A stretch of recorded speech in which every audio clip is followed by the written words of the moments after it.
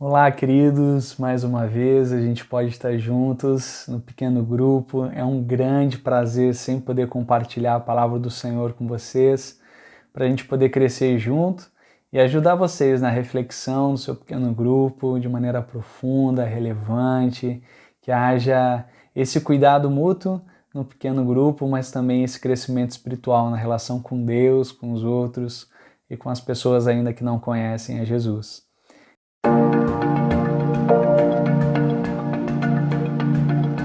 Estamos tematizando essa questão da ansiedade, da angústia e da insegurança dos nossos dias. E está em anexo a esse material que está à disposição de vocês, quando vocês precisam procurar ajuda profissional, quando acaba afetando a qualidade da sua vida. Então a gente deixa muito claro para você que a fé cristã ela não se opõe ao tratamento psicológico, psiquiátrico. Existem momentos na vida que nós precisamos de uma ajuda externa.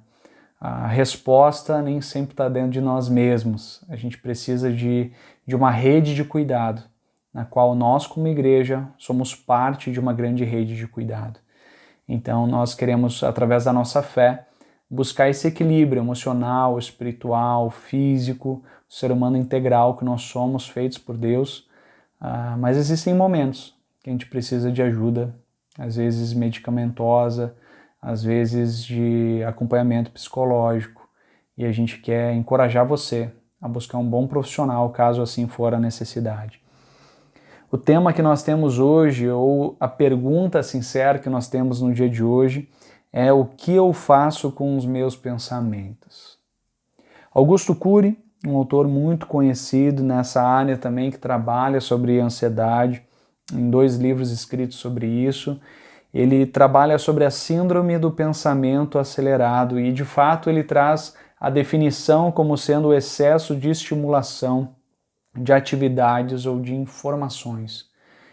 E agora na pandemia, né, queridos, a gente tem excesso de informação, restrição social e a sensação de escassez de tempo. Muitos de nós têm trabalhado mais do que trabalhávamos antes. A gente tem se dedicado mais profissionalmente e a gente muitas vezes está convivendo no mesmo ambiente o dia todo. Lazer, relacionamento familiar e trabalho, tudo no mesmo ambiente. Por isso, existe aqui um alerta.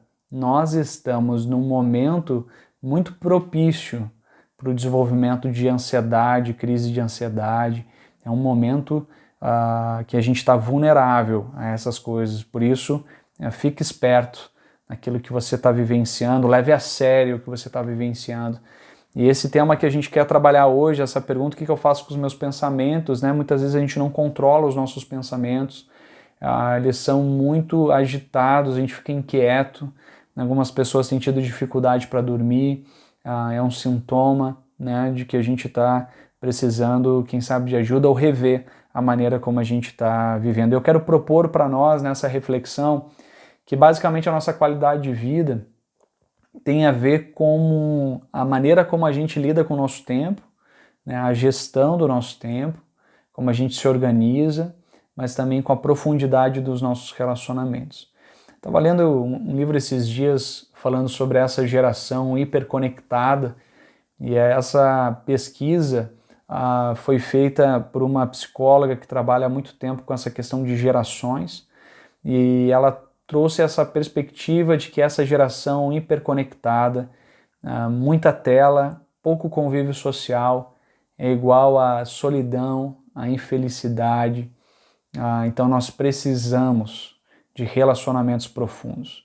O ser humano não foi feito para viver isoladamente, a gente precisa de outras pessoas, e nesse tempo de pandemia é um desafio tremendo que nós temos, de manter laços profundos, afetivos e efetivos com pessoas que nos são caras e importantes.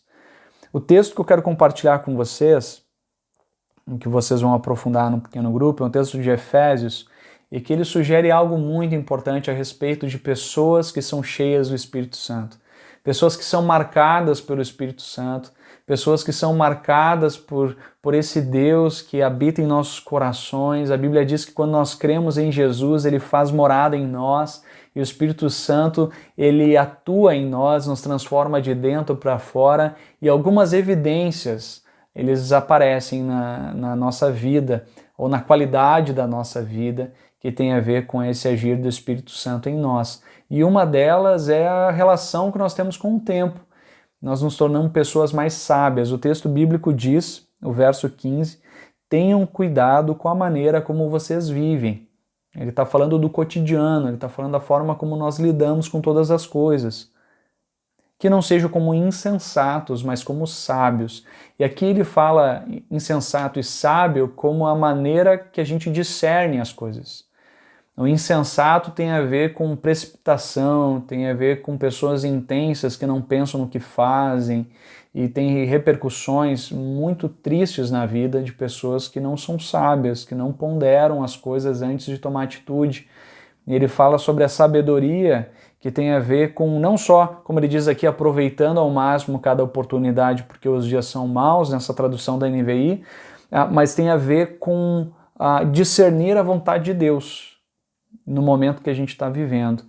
E esse discernimento da vontade de Deus tem, obviamente, relação com ser cheio do Espírito Santo, porque lá em Romanos 8, como nós já vimos, o Espírito Santo nos guia a toda a verdade, então ele nos guia à vontade de Deus, ele nos traz esse discernimento da vontade de Deus para o momento que a gente está vivendo, essa é a importância, mas ele diz aqui, e algo que eu quero destacar e sublinhar, é o verso 21, que ele diz a necessidade de termos relacionamentos profundos, em um aspecto muito específico aqui, que é sujeitem-se uns aos outros por temor a Cristo. Aqui é uma palavra muito importante para os nossos dias, queridos. Eu acho que a gente tem a crise emocional e ansiedade excessiva porque a gente tem relacionamentos superficiais. Uma pergunta simples que eu faço para você é: quantas pessoas você tem na sua vida que você pode compartilhar das coisas reais da tua existência, sem ser julgada, mas ter aceitação, ter acolhida, pessoas que vão te aconselhar para um caminho que agrada a Deus? A minha impressão é que a gente está envolvido com muitas pessoas, conversa com muitas pessoas, mas poucas são as pessoas que nós temos de relacionamento profundo, significativo, pertencimento, acolhida, aceitação. E o texto aqui fala como uma expressão do ser cheio do Espírito, sujeitar-se um ao outro. Isso significa, querido, que a gente vai receber o outro como autoridade sobre a nossa vida. A gente vai ouvir não só o que a gente quer, mas ouvir aquilo que a gente precisa ouvir para crescer e amadurecer em Cristo Jesus. São esses relacionamentos marcados pela transparência, autenticidade, sinceridade na caminhada, que fazem a gente crescer e que realmente nos ajudam no tempo de crise. No tempo de crise, a gente não pode ter pessoas só da festa, só do divertimento, a gente tem que ter pessoas para compartilhar o ombro, pessoas que a gente pode falar das nossas dores, pessoas que vão chorar conosco, mas também vão nos encorajar para viver a vontade de Deus. Por isso que é se sujeitar um ao outro no temor a Cristo. Quando eu confio no Senhor, quando Jesus é Senhor sobre a minha vida, então Ele me dá autoridade sobre a vida daquele que é meu irmão na fé. A autoridade não como poder, não uma forma de subjugar e de mandar na vida do outro, mas de ter essa autoridade espiritual, de poder aconselhar no Senhor, orientar a vida e sentar junto e passar pelas coisas difíceis da vida e as coisas alegres da vida. Que você, seu pequeno grupo, esse é meu desejo mais profundo do meu coração, é que o pequeno grupo de vocês possa ser essa rede de cuidado, onde vocês não falam só das coisas superficiais da vida, onde as orações não são só sobre terceiros ou pessoas que a gente nem conhece, mas tem a ver com as coisas existenciais, tem a ver com aquilo que realmente dói, aquilo que realmente importa, e que vocês possam crescer em intimidade e profundidade no relacionamento de vocês. Tenham um ótimo pequeno grupo, querido. Levem os pensamentos de vocês cativos a Cristo e tenham paz nele. Esse é o meu desejo para vocês. Tenham um bom tempo em pequeno grupo. Até a próxima.